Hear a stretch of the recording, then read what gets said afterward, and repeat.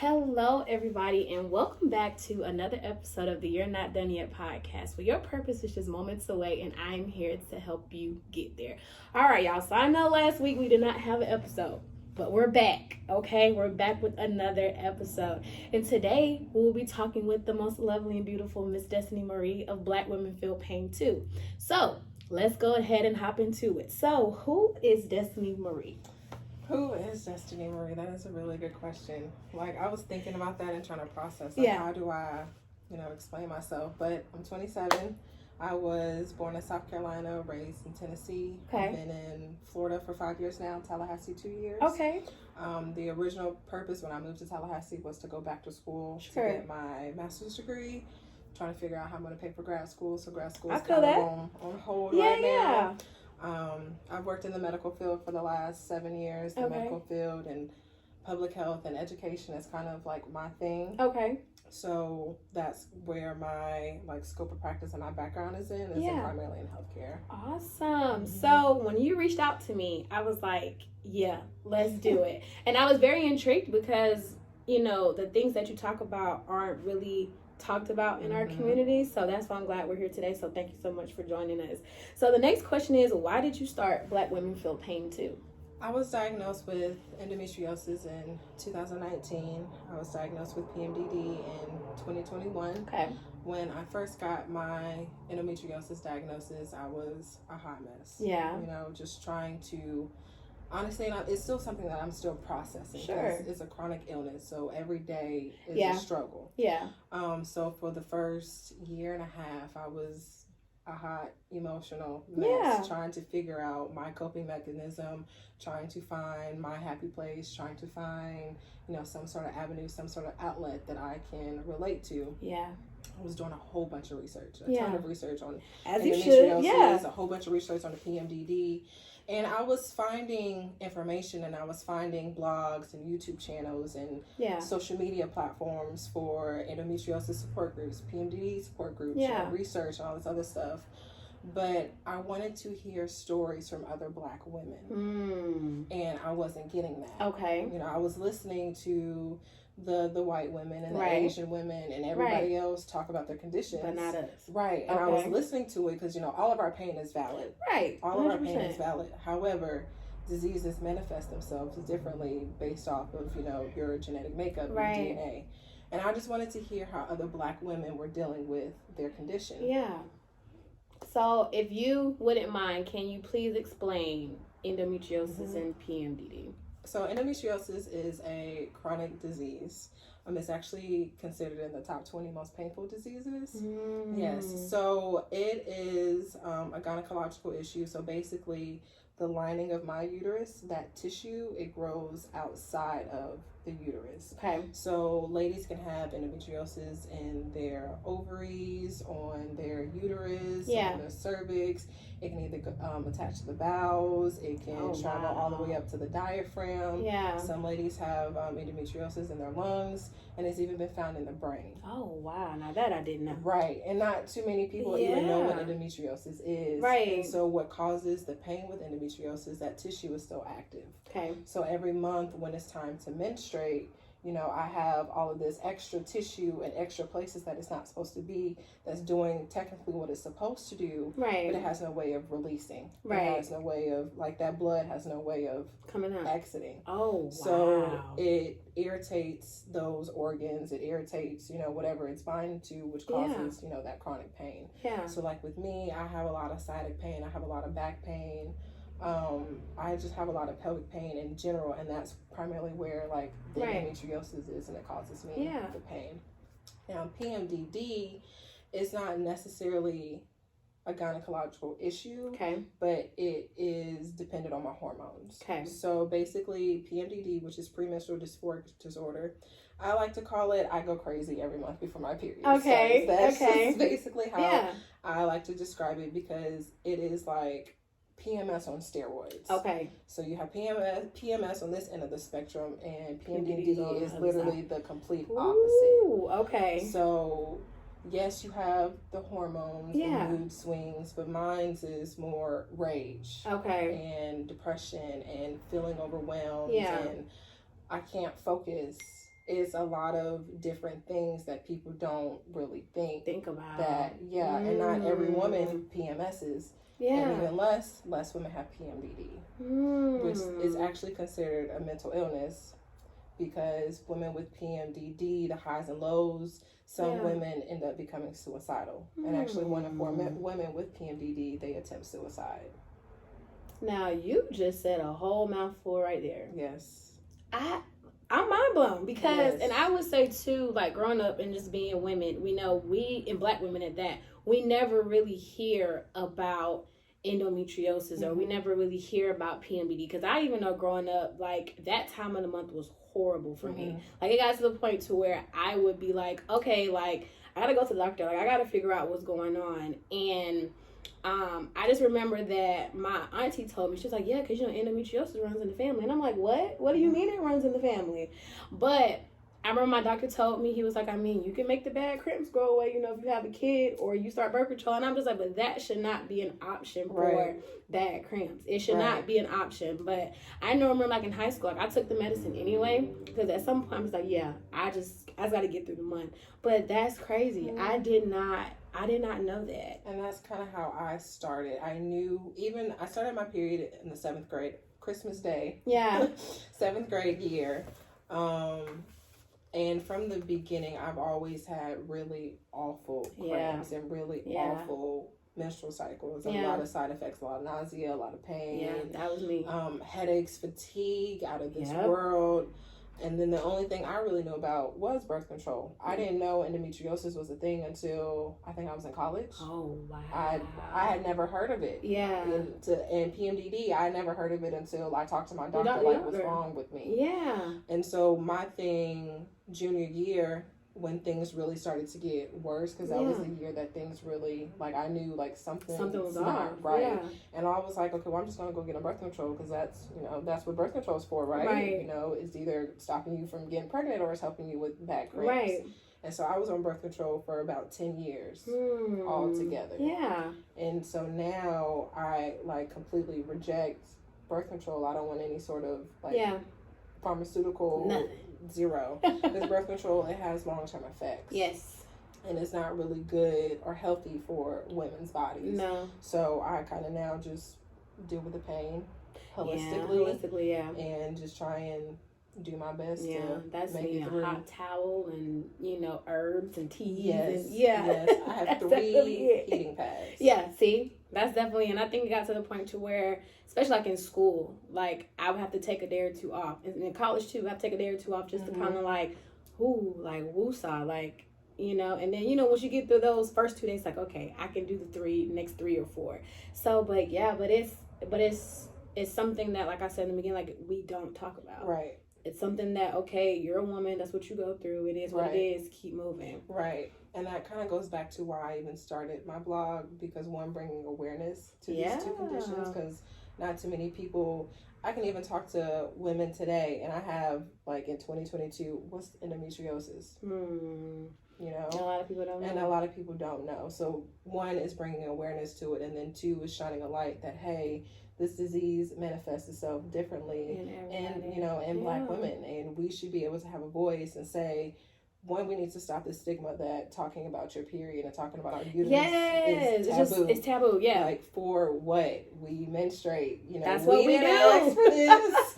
We didn't ask for this. This is something that we do. So, and that's a big part about it. Like, we need to stop this taboo that I totally agree. I can't talk about my uterus and I can't talk about my issues that are surrounding my menstrual cycle. Yeah, because it's real and we deal with it every day. Like, we deal with it every day. And I think that's what it was for me. When I remember when I got pregnant, I was like, oh my God, like now I'm going to have to share like everything. Like, when this last time you did this, last time you did that. And I'm just like, I'm not used to talking about this. Right. But with my OB, it was like, okay, like you gotta tell. And I'm like, all right, fine.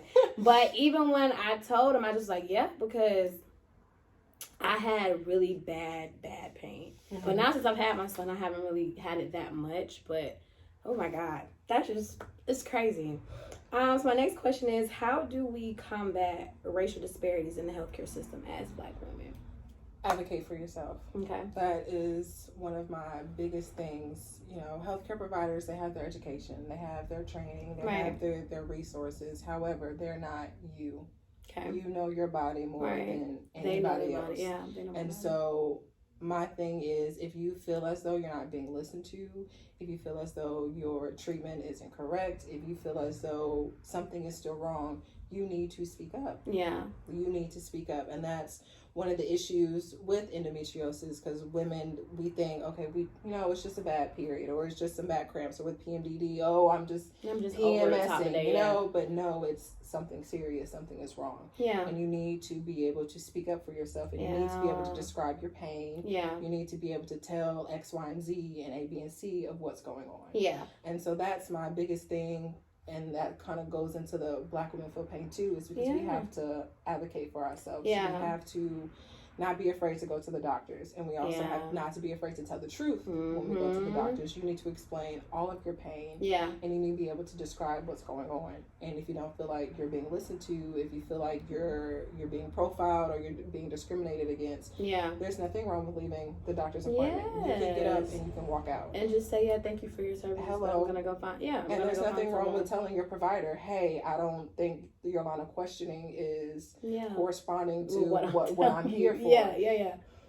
It's not, and it's your health. And I think that's the thing too. As Black women, it's more like, okay, we're strong, we're independent, but we don't know how to say when something is wrong. Right. We don't know how to say, I'm not feeling myself right now. I'm not feeling like myself mentally, or whatever the case may be. And I know that for me, that's how it was with me. Like because I was scared to talk about it. I was like, now how am I about to go in this doctor's office? I think I was like 18 or 19. How am I gonna go in here and say, yo, doc, like, when I do this every month, I don't think it's feeling how it's normally supposed to feel. Right. And luckily she was a woman, so like she understood where I was coming from. And she just was like, most of, Black women, they feel that type of pain, but they never say anything. They just come in here and get their regular checkup, and I say, hey, what's wrong? Is there anything else that's bothering you? And they just write off and say no. And then they get in their 30s and 40s and they're having kids, and they're having issues with having kids. And it's something that, could have been stopped way before you got to the point of where you wanted to have children. So no, I totally agree. Like, you do have to advocate for yourself, because if you don't, it's going to show up later on. Right. Or it's going to show up in a way that you didn't want it to show. Right. And that's what happens with endometriosis. Like, on average, it takes women 7 to 10 years to get diagnosed with endometriosis.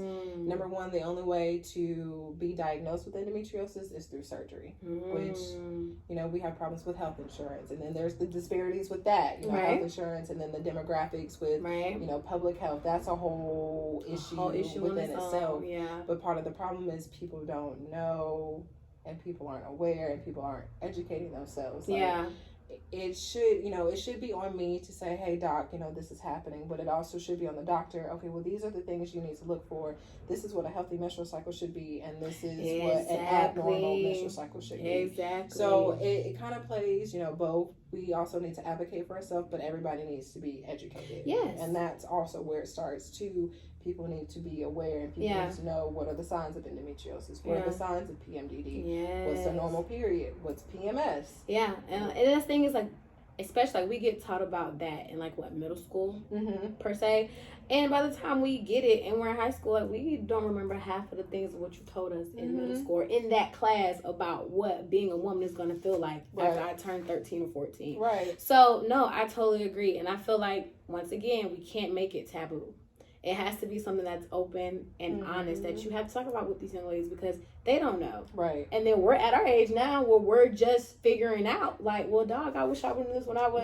10 years ago. When it started. So then in your mind, you're not feeling like, oh my gosh, like, I'm not prepared for it.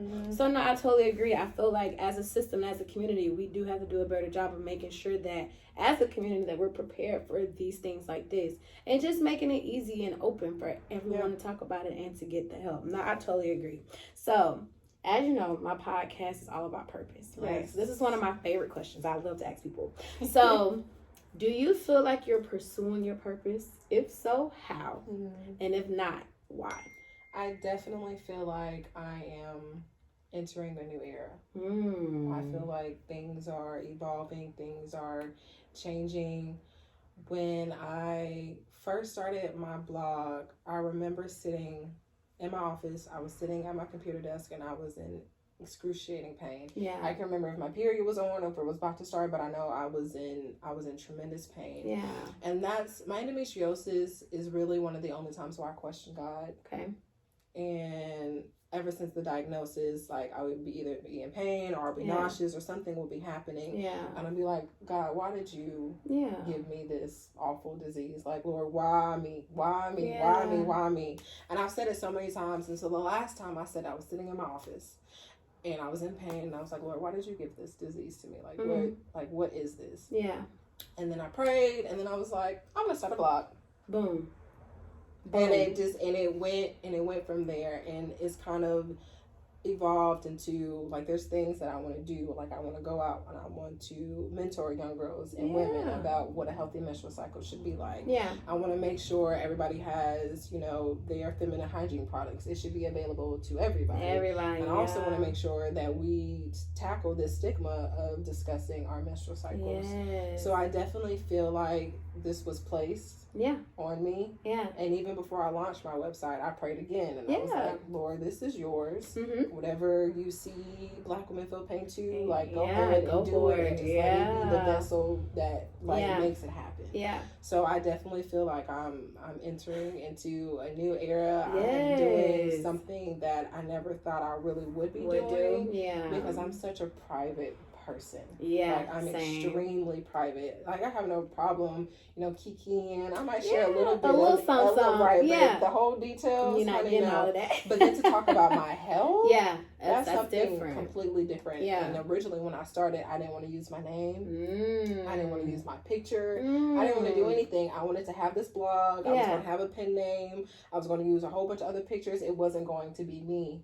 But the more I started thinking about what I wanted to do, I was like, there's no way that people are not going to know my name and people are not going to see my face. Yeah. And so I had to get over putting myself out there. Okay. And opening up. So I can type these blog posts up and I can say what I want to say and I can post it. But it's like, don't really come, don't come face to face. Don't say nothing to me. Don't say nothing to me. But I have to get over that because all of this is a lot greater than just me. Yeah, and I would also say too, like when you were saying that you were praying God and asking, okay, why me? Why me? Why me? But the bigger question is, why not you? Right. That's the bigger question, right? Because think about it. If he didn't put that in you, right? If he didn't give you the endometriosis, or maybe it could have been something else, but who's to say that if he didn't give that to you, that you would be sitting here right now? Right. That you would be so passionate about it that you're like, I gotta go for it. Right. I gotta go for it. I gotta put my name out there. And then the fact that you're getting over the fact that you have to put yourself out there, right? So I always think about things like that as in like, okay, God, well, I'm questioning it, right? But where's the lesson in it? Right. What are you trying to pull out of me? What are you trying to teach me to where even if someone came up to me and asked me about it right now, I wouldn't be nervous about it. Right. I would be an open book, right? And you have to look at it as it's your testimony. Right. It's a piece of it. It's a part of it, right? Because you're using this part right now to write the rest of your story. It's setting you up for something that's going take you somewhere. I know. And I've thought about that most definitely, because that's why I said this is a lot bigger than me. Yeah. Even though it is a lot for me to be out here, even just doing this and talking about but I'm happy you're here. Lot, but I know that the reward is going to be so beneficial. And it's not even going to be for me. Yeah. It's going to be for so many other young ladies. And that's really my focus, because it starts with the education and the awareness, but it starts at that preteen, teenage years. Like, we need to know as young girls, this is what you should be looking out for. Right. This is what, you should or should not be doing. You should or should not be using. Yeah. These are avenues and these are tips that you can help, to get through cramps or to get through your period. They don't know. They don't talk about it. So I know that in the end, the benefit and the reward is going to be great. So slowly but surely, I'm coming out of the shell with my blog, but it's still a work in progress. Yeah, 100%. And I would say too, that's how I felt about the podcast too, because I was like, okay, God, for one, who is going to listen to me, right? Who is going to listen to me? Who is really going to hone in to what I feel like you're telling me to say? But the more that I did it, it was like, well, at the end of the day, my goal is to only touch one person, right? Mm-hmm. So if my story can only touch one person, okay, I know I've done something. Now, if it goes beyond that, that's great too. It's awesome. But if I just touch one person, right? So by you coming here today and telling your story, you don't know who this is about to touch. Yeah. You don't know who this is about to pour into or manifest itself in, because maybe they needed this word from you today. Mm-hmm. You know, maybe they needed to say, well, dog, something's wrong with me. Something may be really wrong with me. Mm-hmm. And Destiny was able to pull that out of me just by coming to sit on the couch and just talk about something that hardly ever talked about. So as we get ready to wrap up, if you could leave our listeners, our viewers, with anything, what would you leave them with? Take care of yourself. First and foremost, like if you feel like something is wrong, if you think something is wrong, if you have any sort of feeling that something is wrong, you need to go to the doctors. And you need to be honest. You need to tell the truth. You need to be aware of, this is how I'm feeling around this time, or when I do X, Y, and Z, this happens. You need to take care of yourself, because you only have one body and you only have one life. That's true. You know, you don't want to get it like with endometriosis or with fibroids or PCOS or anything. Mm-hmm. You don't want to get it to the point where now I can't have kids and I wanted to have kids all my life, or now I've got to take my uterus out because everything is so, you know, damaged and messed up that, you know, I have to, right. So that would be the biggest thing, to take care of yourself, and then also just be sympathetic to other people, because you never know what other people are going through. People look at me and they think, you know, I'm happy and I'm fine, but I could be sitting here talking to you and my insides are on fire. On fire right now, and I'm in so much pain. So just be considerate, and definitely don't think that endometriosis is a bad period, because it's definitely not. It's worse than that. It's way worse than a bad period. It's a chronic illness. It is a chronic illness. And I'm gonna just test to that.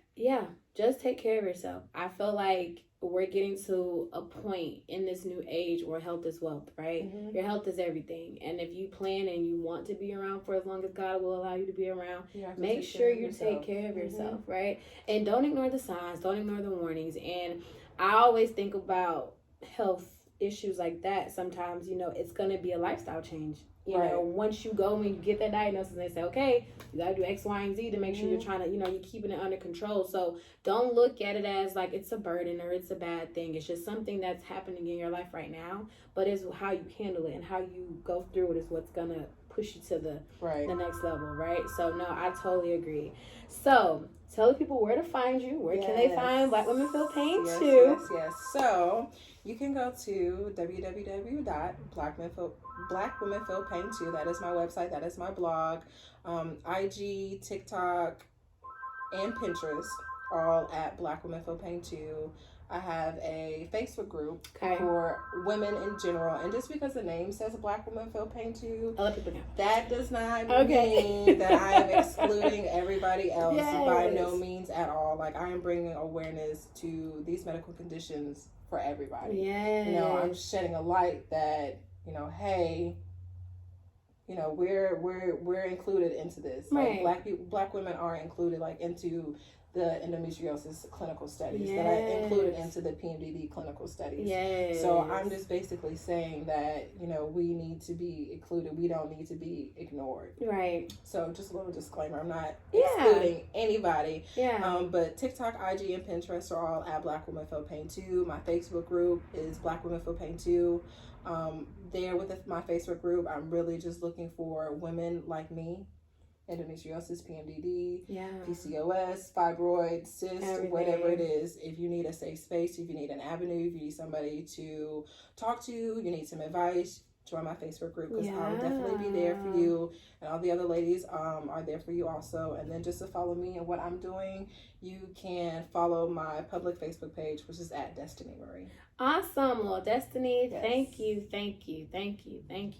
so much for coming to tell your story. And I feel like that's the reason why I do this, because I love telling stories. I love giving people an option or the platform to be able to be vulnerable about things that they normally wouldn't be vulnerable about. If if an average person asked them. So, no, I really, really do appreciate you for taking the time to come out and speak with me about Black Women Feel Pain too, endometriosis and PMDD. Because now you make me want to go do some maybe want to go do some research, because I'm like, well, let me make sure, Yes. No, but once again, thank you so much for coming and joining us here. I'm so happy. Thank you. But until next time, this has been another amazing episode of the You're Not Done Yet podcast, where your purpose is just moments away, and I'm here to help you get there. Make sure you guys are following us on Instagram at You're Not Done Yet Pod, and me, your host, at It's Andrea B, and we will see you guys again next week. All right, bye.